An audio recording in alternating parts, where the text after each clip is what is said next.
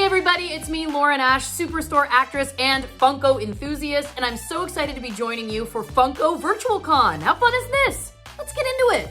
Okay, so how did my Funko Pop collection start? It's a great question. One day I had none, and then all of a sudden I had 200. I don't know how it happened, but the origin story goes like this.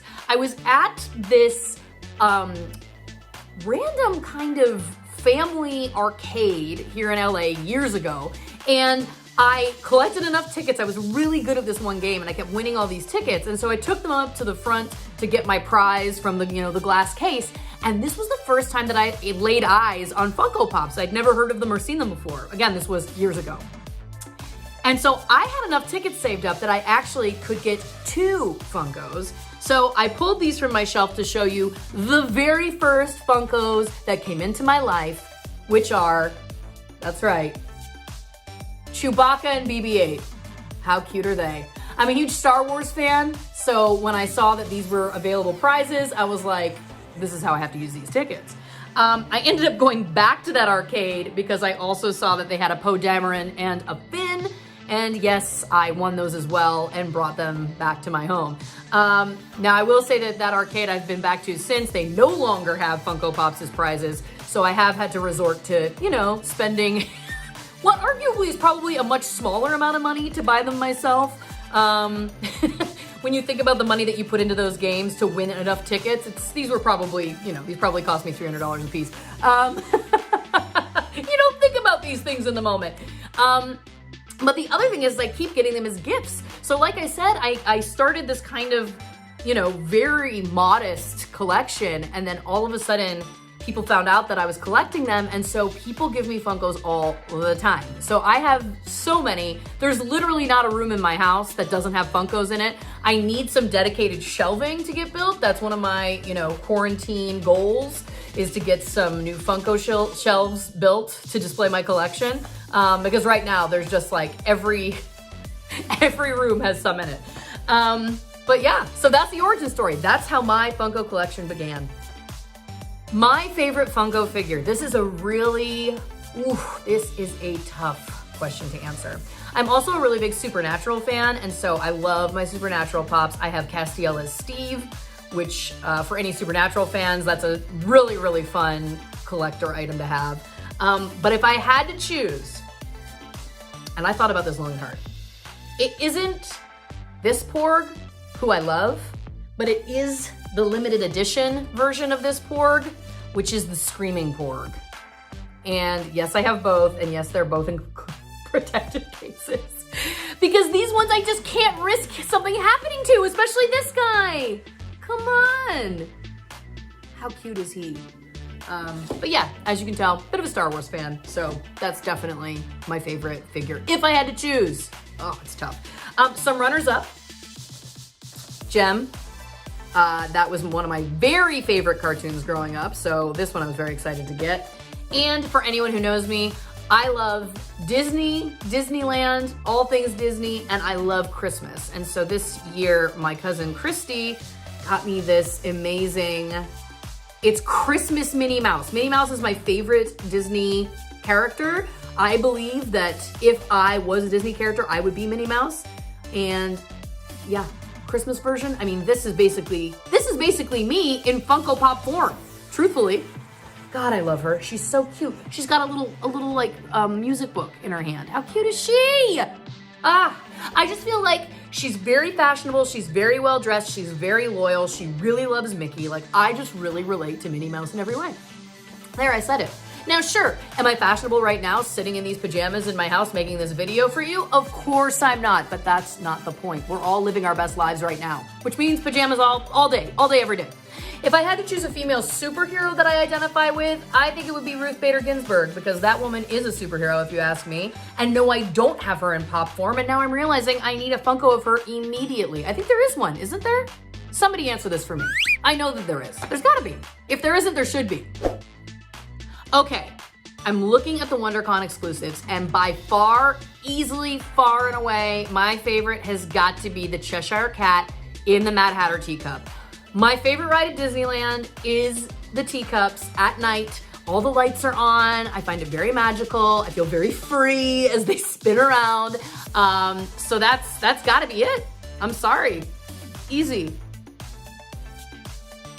No contest. Cheshire Cat in the Mad Hatter teacup. That is so cool.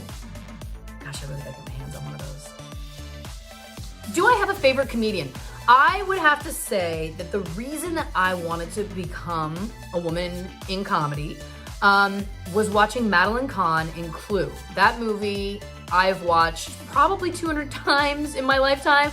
I can literally recite it word for word. We watched it with my family this past Christmas, and I think I annoyed everybody because from top to bottom, I can recite the entire thing. But I just thought she was so funny in that movie. And it really was the first time I remember as a little girl watching something and going, wow, I think the funniest one is the woman. I think it was interesting that my brain kind of put together in that moment that it was like, normally the content that I was watching, the men got to be funny and the women, you know, maybe they were, but you know, the men were kind of the focus. And that was the first time I remember going, wow, this woman is so hilarious. She's the funniest thing in this movie and I want to do what she does. So that was my biggest influence and one of the big reasons why I wanted to become an actor.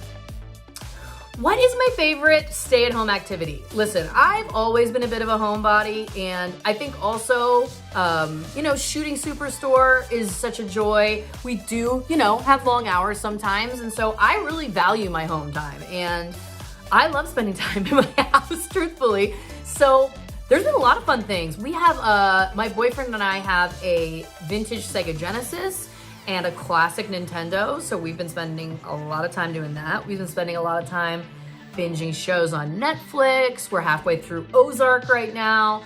Also, we've been doing puzzles. I ordered some jigsaw puzzles, which has been really fun. And then the big thing that I've been doing currently at home is cooking. I love cooking. I never cook traditionally because again, if you're working, you know, a 12-hour day, you get home, you don't really feel like, you know, spending an hour cooking a beautiful meal. So for me, cooking is something that I do when I have time, when I can do it as an activity more than something that I do for function. So I literally, and this is crazy, we have been isolating, I think, for 3 weeks now, and I have literally cooked every single meal we have eaten in this house. I have never cooked that much in my entire adult life, but I'm loving it. It's so fun to get to try new things, and it really does feel, yeah, it feels nice. It feels nice. I think there's something that's really gratifying about a successful meal cooked. I have, you know, messed up a couple throughout the past 3 weeks. I think mostly just one. I burned some chili and that felt like a real slap in the face. But when you manage to execute something and it goes well and it tastes good, I mean, come on, that's pretty satisfying. This question is, if you made Superstore Pops, which version of Dina would you want to see get made? First of all, we need Superstore Pops. The fans are asking. Go to Twitter. These would be so successful. But to answer your question, I mean, there needs to be 2 versions of Dina for sure. One is just normal, you know, everyday Dina. But then we absolutely need to have an exclusive, a limited edition, maybe a Hot Topic exclusive, Dina as the sexy cop. It's gotta happen. She would be so cute. Oh my gosh, yeah. If I had to choose only one, of course I would choose Sexy Cop Dina. I feel like anyone who's a fan of Superstore is a fan of Sexy Cop Dina, truthfully. There, I said it. Boom. Don't at me. Okay, a question for the Funko fanatics. Have you been to the Funko store on Hollywood Boulevard? I know we can't go right now because we're all isolating, but it is so cool. If you haven't gone, go to my Instagram, scroll back. I had an amazing day there recently, a couple weeks before we started isolating, and it is just literally the most amazing playground if you love all things Funko. It's so cool, and I highly recommend that once we're all traveling again, you gotta check it out. It's awesome. I have a question. How many of you keep your Funkos in the box versus taking them out to display them? I feel like most of us keep them in the box, but I'm also not 100%. I think I need to immerse myself more into the Funko fanatic world. I think that I probably qualify. Okay, that's my question. Funko fanatics, do I qualify to be a fanatic? Be honest. If you feel like I don't have enough knowledge, or maybe I don't have enough pops or whatever, I will not be offended. I want to know what it takes to become a fanatic. Let me know. All right, everybody, I hope you enjoyed listening to me talk about my love of all things Funko.